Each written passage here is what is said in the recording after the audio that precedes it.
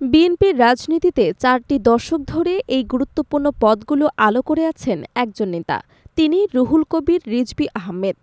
তবে তার বর্ণাঢ্য রাজনৈতিক ক্যারিয়ারে একটি ব্যতিক্রমী দিক হল তিনি কখনোই জাতীয় সংসদ সদস্য পদে নির্বাচন করেননি কিংবা নির্বাচিতও হননি।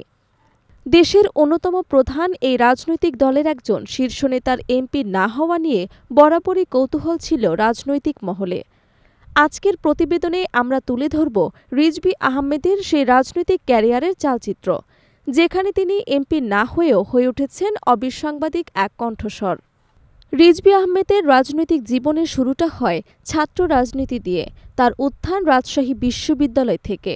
তিনি ছিলেন রাবির কেন্দ্রীয় ছাত্র সংসদ বা রাকসুর নির্বাচিত সহসভাপতি। ১৯৮৯ সালে স্বৈরাচার বিরোধী আন্দোলনের এই অন্যতম নেতার ভিপি নির্বাচিত হওয়া ছিল সে সময় এক বড় ঘটনা। ছাত্র রাজনীতিতে সফলতার পর জাতীয় রাজনীতিতে প্রবেশ করেন তিনি। এরপর তিনি বাংলাদেশ জাতীয়তাবাদী ছাত্রদলের কেন্দ্রীয় সভাপতির মতো গুরুত্বপূর্ণ পদে দায়িত্ব পালন করেন। পরবর্তী ধাপে তিনি যুক্ত হন জাতীয়তাবাদী স্বেচ্ছাসেবক দলের রাজনীতিতে এবং সেখানেও কেন্দ্রীয় সভাপতির দায়িত্ব পালন করেন। এই সময়কালে তিনি আন্দোলন সংগ্রামে সক্রিয় থেকে দলীয় কর্মীদের আস্থা অর্জন করেন। তার সেই সময়ের ভূমিকা তাকে দ্রুত দলের শীর্ষ সারিতে নিয়ে আসে। পরে তিনি ঢাকার পল্টনে অবস্থিত বিএনপির কেন্দ্রীয় কার্যালয়ের দফতর সম্পাদক হিসেবে দীর্ঘদিন দায়িত্ব পালন করেন। তার পরিচিতি এবং প্রভাব বেড়েছে এই মুখপাত্রের পদ থেকেই, যেখানে তিনি প্রতিদিনকার রাজনৈতিক পরিস্থিতি নিয়ে দলের বক্তব্য তুলে ধরেন। ২০১৬ সালের ১৯ মার্চ বিএনপির ষষ্ঠ সম্মেলনে সিনিয়র যুগ্ম মহাসচিব হিসেবে নির্বাচিত হন রুহুল কবির রিজভী আহমেদ। এই পদটি দলের নীতি নির্ধারণী ফোরামে তাকে আরও গুরুত্বপূর্ণ অবস্থানে নিয়ে আসে।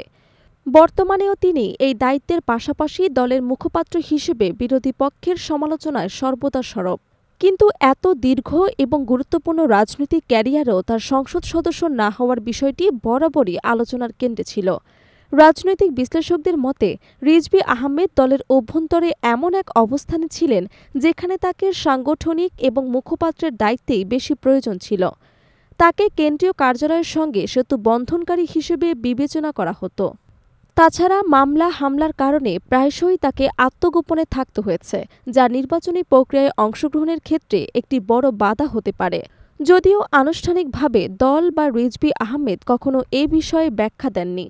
এমপি বা জনপ্রতিনিধি না হয়েও রুহুল কবির রিজভী দলের নীতি এবং আদর্শের জন্য রাজপথে ও প্রেস ব্রিফিংয়ে আপোষহীন কণ্ঠস্বর হিসেবে সংসদ ভবন কিংবা সরকারের অংশ না হয়েও রুহুল কবির রিজভী আহমেদ বিএনপির রাজনীতিতে একজন সেন্ট্রাল ফিগার।